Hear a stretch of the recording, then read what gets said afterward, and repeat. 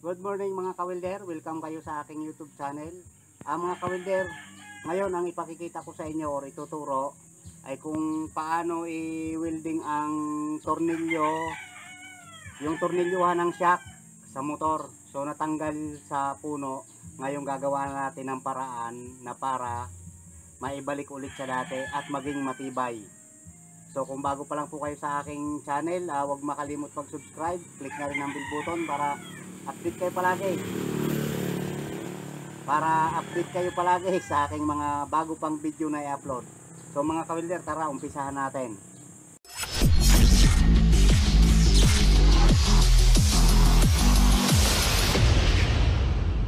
So ito mga kawilder, ito yung para dito, yan, natanggal siya.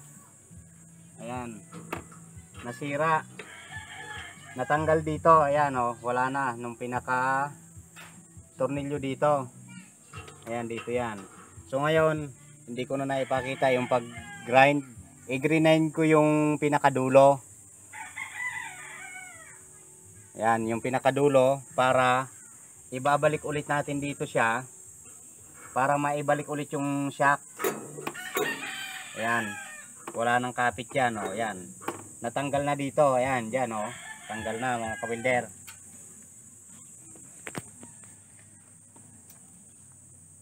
Ayan. Yan, kung mapapansin nyo, tanggal niya talaga yan. Ayan o. Dito yan. Ayan. Ngayon, i-welding natin to. Kaya may grind yung pinakadulo niya para yun ang pupunuan natin ng welding para hindi na siya matanggal. So lalo mas matibay. Pero bago i-welding yan, kailangan ang shock, ayan, nakabalik sa dati. Ayan. Saka ito mga kawilder, ito lalagyan natin ng pinaka-double na flat bar, yung ganito ang forma.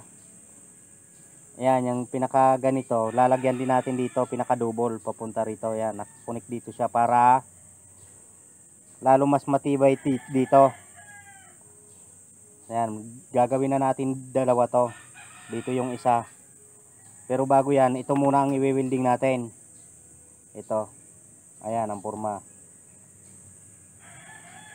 Ayan. Grind ko yung dulo. Ayan. Yan yung pupunuan ng welding. Ayan, isi-center stand natin mga kawilder.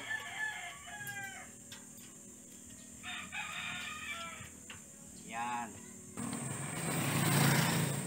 Ayan mga kawilder, kung mapapansin nyo yung pinaka-shock natin, ito, ayan, pantay na sa kapag kakabitan, pantay na siya. At saka nakakawang siya, ayan, nakakawang. Pwede mag-welding dito paikot. Pwede natin i-welding itong ating tornilyo kasi nakakawang naman. Hindi na kailangan tanggalin ang sidecar niyan mga kawilder kasi ayan o.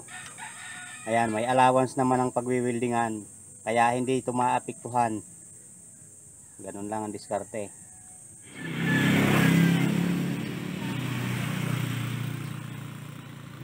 So ayan mga kawilder, kung mapapansin nyo, ayan, kitang kita yung pagwi-weldingan natin na tornilyo.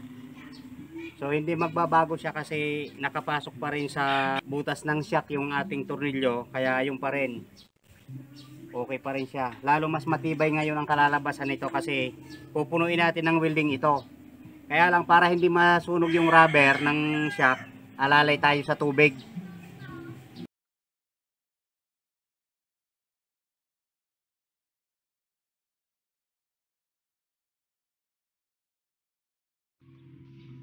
So ayan. So ayan, na-spot na natin. Ayan. Ngayon ipupulwid na natin to.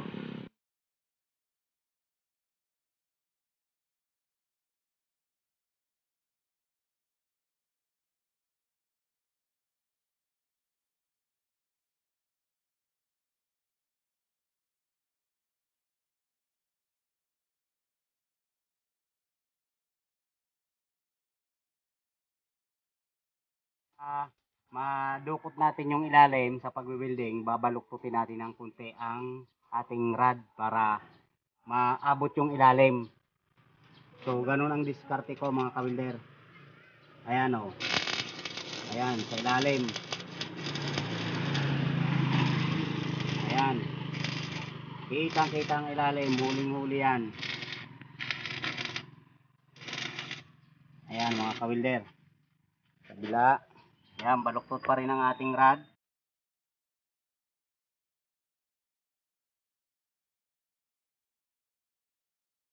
So dito naman ang kasunod natin sa flat bar. Ngayon babasahin natin para ang rubber niya, yung guma, hindi masunog. So ayan. Okay na.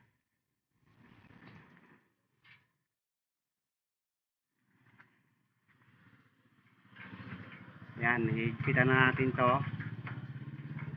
bago lagyan natin dito para nakaparehas sila parehas ang kanilang pagitan sa flat bar.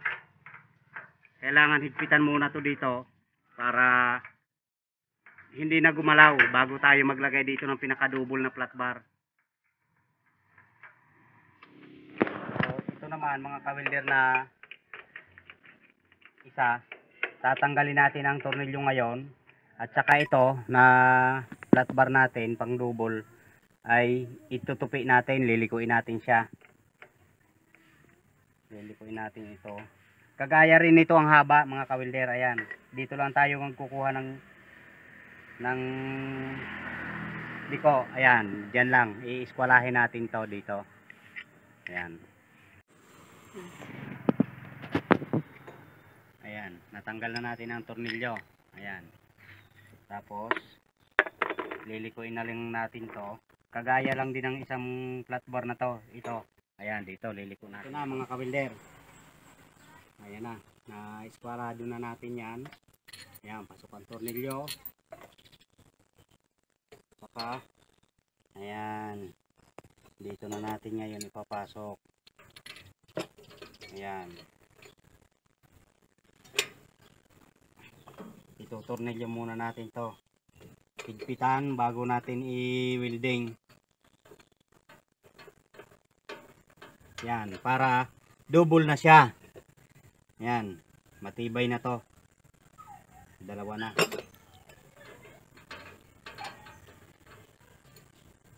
So ayan na mga kawilder, ayan na, kung mapapansin nyo, double na. Ngayon i-welding na natin dito at saka sa kabila. Yan.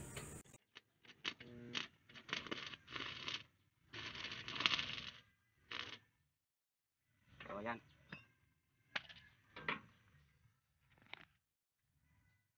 Ayan mga kawilder, ayan, kung mapapansin nyo, nakalapat na yan.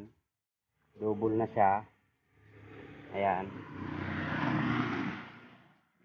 Pati dito sa kabila.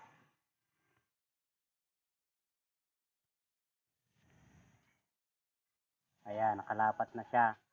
Kaya ipupulwid na natin. Ayan. Ipupulwid na natin dito. Ayan.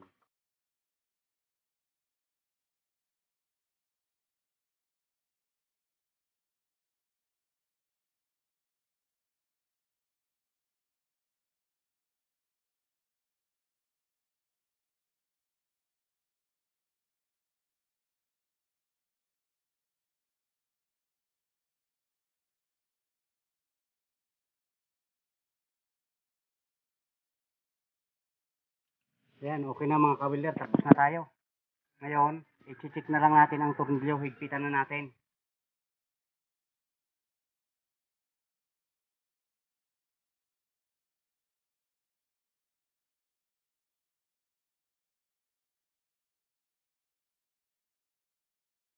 Tapos na mga kawilder.